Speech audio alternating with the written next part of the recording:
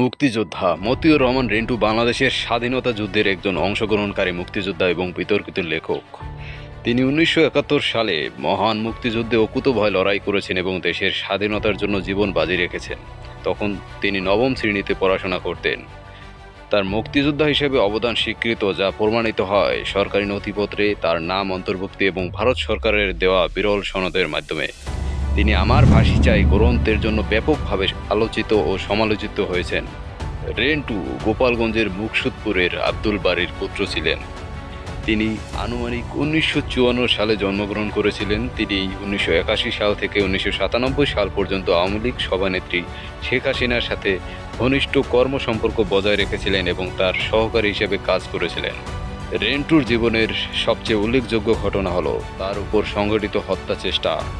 2000 সালের 20 জুন তার বাড়ির সামনে বিকেল 3:30টায় 9 নম্বর বিকে দাস রোডে তাকে লক্ষ্য করে গুলিবর্ষণ করা হয়।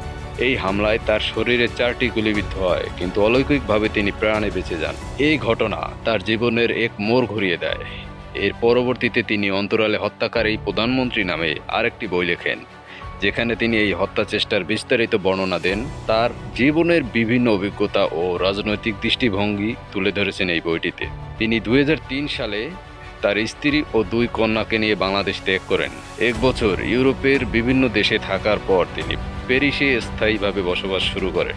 মতিউর রহমান রেন্টু 53 বছর বয়সে 10 নভেম্বর 2007 সালে প্যারিসে ফুসফুসের ক্যান্সারে আক্রান্ত হয়ে মৃত্যুবরণ করেন। তাকে প্যারিসেই দাফন করা হয়। তার জীবন ও কর্ম বাংলাদেশের রাজনৈতিক ইতিহাসে এক অবিচ্ছেদ্য অংশ হিসেবে বিবেচিত হয়। তার লেখা বিভিন্ন দেশে প্রচারিত হয়েছে এবং বাংলাদেশের সমকালীন রাজনীতি ও ইতিহাস নিয়ে আলোচনায় গুরুত্বপূর্ণ অবদান রেখেছে। তিনি একজন জটিল ও বহুমাত্রিক ব্যক্তিত্ব ছিলেন, যিনি মুক্তিযোদ্ধা থেকে শুরু করে বিতর্কিত লেখক পর্যন্ত নানা ভূমিকায় অবতীর্ণ হয়েছিলেন।